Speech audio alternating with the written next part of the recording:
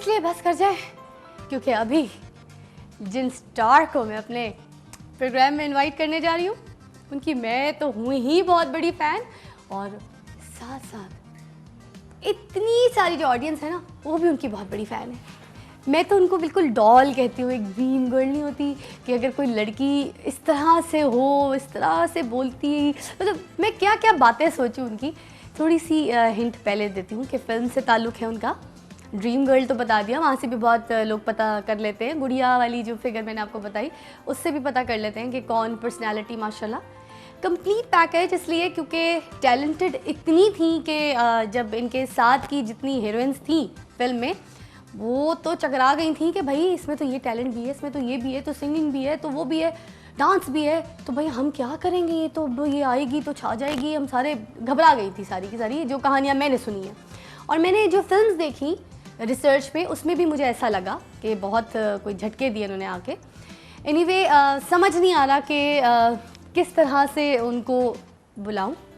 वो इंडिया में कहते हैं ना मंच पे किस तरह बुलाऊं, मुझे समझ नहीं आ रहा वाकई में, क्योंकि बिल्किस बेगम कहूँ मैं या गुजरात में रहने वाली एक हमारी गुड़िया कहूँ, या फिर मैं उनको निशो बेगम कहूँ, समझ नहीं आ रहा। एनीवे मेरे ख्याल से हम पूरा एक पैकेज जो मैंने क्रेडिट कर दिया है उसके साथ इनको बुलाते हैं। प्लीज़ वेलकम आपकी निशो बेगम जी। अस्सलाम वालेकुम।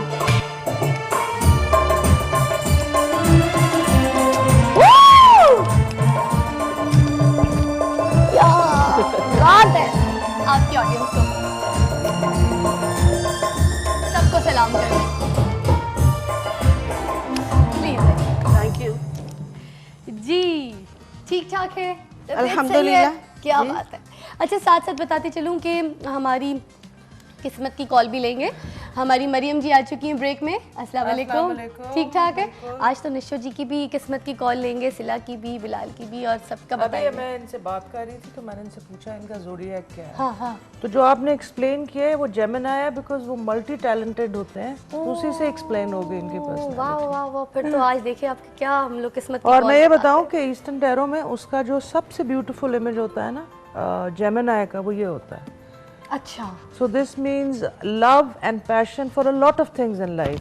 तो आई थिंक ये इनका जो आपने इंट्रोडक्शन दी अच्छी यही दी। सही है, सही है। ट्रू। ये देखें, it's one of the beautiful cards of the deck. आप देखें बाकी बड़ी स्कैरी है, ये सबसे खूबसूरत कार्ड होता है और ये जेमिनी का होता है। वाओ क्या बात है। अच्छा जेमिनी इसलिए भी क्योंकि मेरी अम्मी भी जेमिनी थी, तो मेरे लिए तो जो सबसे बेस्ट स्टार है वो जेमिनी है। तो बिल्किस बेगम से आते हैं जी।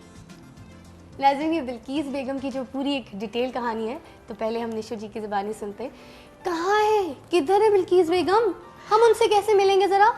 वो उधर ही रह गई थी गुजरात में, इधर आई तो आते ही निशो बन गई और फन के तख्त पे बिठा दिया गया और फनकार का एक स्टार का ताज पहना दिया गया।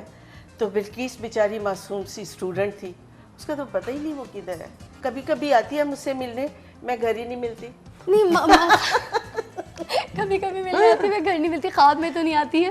नहीं ख्वाब में नहीं आती, ख्वाब में तो निशो का काम है, ये इट्स हर जॉब। और बिल्किस जी कैसे थी, क्योंकि हम बचपन से आ रहे हैं, बचपन पे बात कर रहे हैं। आज हमारा टॉपिक भी बचपन पे है निशो जी।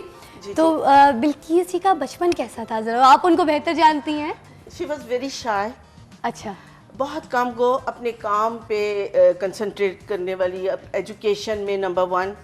और एक बहुत बुरी बात थी जो स्टूडेंट्स में नहीं होनी चाहिए, क्योंकि खुद बड़ी मेहनत करती थी बिल्किस, और दूसरा जो कोई चीटिंग करता था फौरन टीचर को शिकायत। तो शिकायती मेरा नाम था कि ये ज़रूर टीचर को बताती हैं। तो वो मासूम शरारतें, मासूम बातें, उसमें भी एक मेरे अंदर रियलिटी थी। एक कहता है एक इंसान लॉयल हो अपने काम से, बिल्कुल ये मेरे ब्रॉटअप में था। माशाल्लाह माशाल्लाह। फिर आप लाहौरियों ने आपको जो है वो नहीं छोड़ा, आपको मतलब सेटल कर लिया लाहौर में, गुजरात छूट गया, तो साथ साथ रहा ताल्लुक, आना जाना रहा गुजरात नहीं से? बहुत कम, बहुत कम। वहाँ पे घर भी था? जी जी बिल्कुल, हार्डली 5-7 दफ़ा गई हूँ दोबारा अपने घर देखने, और बड़ी अपने बचपन को, अपने गुजरे हुए खूबसूरत लम्हात को ढूंढती रही।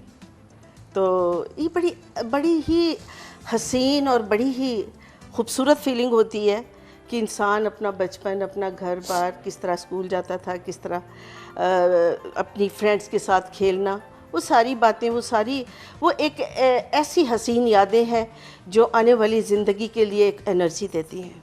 बाजी से आए हम लोग, बाजी जहाँ से मर्जी आए, मैं आपको सामने मिलूंगी। नहीं, बाजी से आते हैं, बल्कि बहुत अच्छी उसकी यादें, क्योंकि सुहेल राना साहब उसके कंपोज़र थे, उसका म्यूज़िक जो था पूरा सुहेल राना साहब का था, और नदीम और मोहम्मद अली जी के ऑपोजिट कैरेक्टर था जी। तो वाज अ बिग हिट।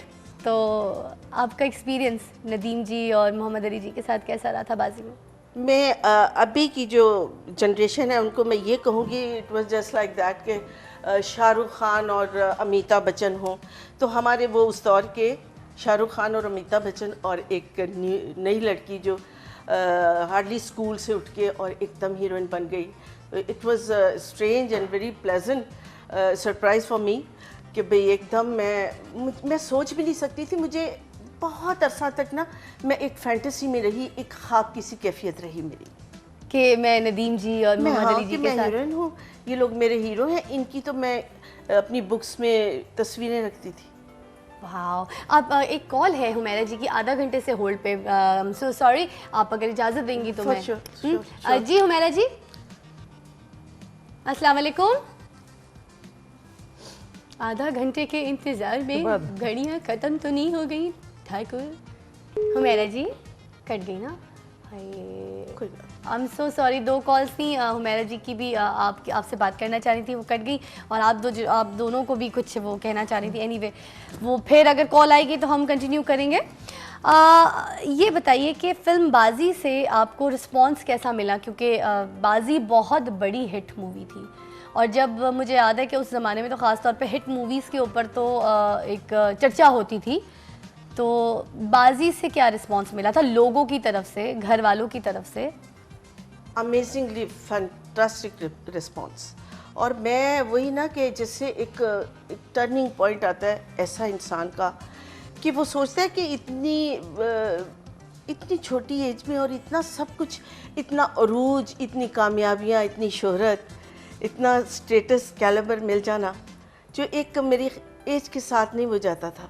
क्या बात है। तो उस पे फिर मैं बहुत दफ़ा ऐसा होता था कि मैं शूटिंग करके आई हूँ, कोई बड़ा इमोशनल सीन है या कुछ है, तो बड़ी सोबर, और या मैंने एज ए चीफ गेस्ट कहीं जाना तो बहुत ऐसे सोबर करके बैठना, तो घर में आके फिर वो ड्रेस वगैरह चेंज करते हुए और वो रिलैक्स करना, तो फिर वही एक्टिंग करनी, वही घर वालों को हंसाना। उन्होंने कहना ये तो पागल हो गई है। क्या बात है। किस्मत की कॉल भी लेते हैं साथ साथ मरियम जी। सिला का स्टार्ट लेते हैं। सिला, आपकी डेट ऑफ बर्थ क्या है? आपकी किस्मत की कॉल लेते हैं, बताते ना शादी कब होगी आपकी, ब्याह कब होगा, क्या क्या 20 क्या पूछना चाहती हैं आप? 20 नवंबर। अच्छा, लक किस चीज में? लव में, काम में? लव में और फेम में। लव में और फेम में, भाई दोनों बता दें।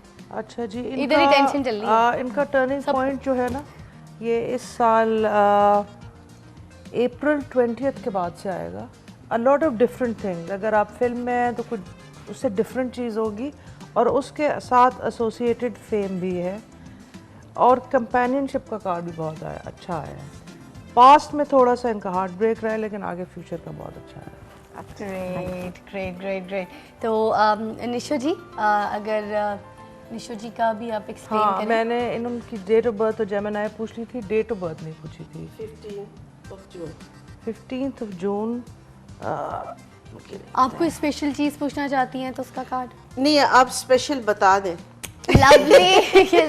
इनका पास तो मतलब वैसे ये भी एक इल्म है, एक सब्जेक्ट है, लेकिन इन माय ओपिनियन इंसान अपनी तकदीर खुद बनाता है, खुदा से मांगता है, एफर्ट करता है, और उसका सिला अल्लाह मियाँ रखता नहीं, जरूर देता और फ्री विल। लेकिन जहाँ पे शोबिज या पॉलिटिक्स है, उसमें अगर आपके पास लक नहीं होगी ना, तो ये अब आपने खुद ही कहा जी, अमिताभ बच्चन और वो थे, अब लक थी कि आप ही चूज हुई, उसमें हार्ड वर्क नहीं था, आगे आपका हार्ड वर्क। आप हाँ, हो सकता था उस बाजी के बाद मुझे कोई पहचानता भी ना।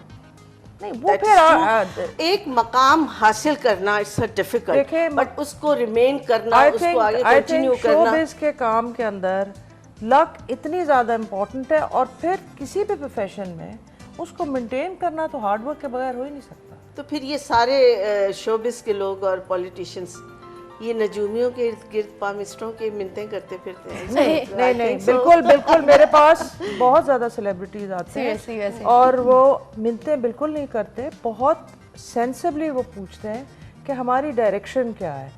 और टैरो कार्ड रीडिंग के अंदर आपका ये पाथवे बड़ा क्लियर मैं आपको एक एग्जांपल देती हूँ। मैं ये इन्हीं के शो में पे आई थी आया। और मुझे कार्ड निकालने की बात हो रही थी, तो मैंने नहीं निकाला। मैं इनके शो पे आई थी, मैंने कहा नहीं नहीं, निकाल तो लें, देखते हैं ना, निकाल तो लें। मैंने निकाले तो इन्होंने मुझे कहा कि आप दिसंबर को कुछ लॉन्च करेंगी। तो मैंने कहा ना तो मैंने अभी एग्जीबिशन लॉन्च करनी है और ना कोई मैंने नई चीज़ आई और थी, कोई फिर नई भी। चीज़ एग्जैक्टली आपने नई चीज़ लॉन्च करनी है, समथिंग लाइक दैट। तो मैंने कहा मैं करना क्या, सिंगिंग शायद, गाना, वीडियो, ये वो।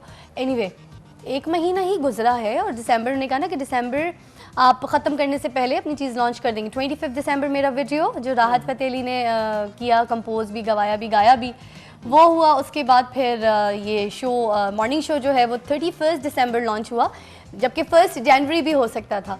तो मैं तो बड़ी कोई घबरा गई, मैंने इनको फ़ोन भी नहीं किया, टेंशन नहीं। मगर जब ये आई फिर डर डर के बोला, मैंने कहा ऐसा हुआ। एनीवे मैं इतनी डरी हुई हूँ कि डरने के बाद जो है ना अभी मेरे जो है हवास काम नहीं कर रहे मेरे ख्याल से। छोटी सी एक ब्रेक लेते हैं, आप ब्रेक के डरना बाद छोड़ दें और ब्रेक ले लें। ब्रेक ले लो बल्कि आप प्लीज़ एक ब्रेक तो भेजे ना, एक ब्रेक पे तो भेजा है। We'll be right back after the break. Wow.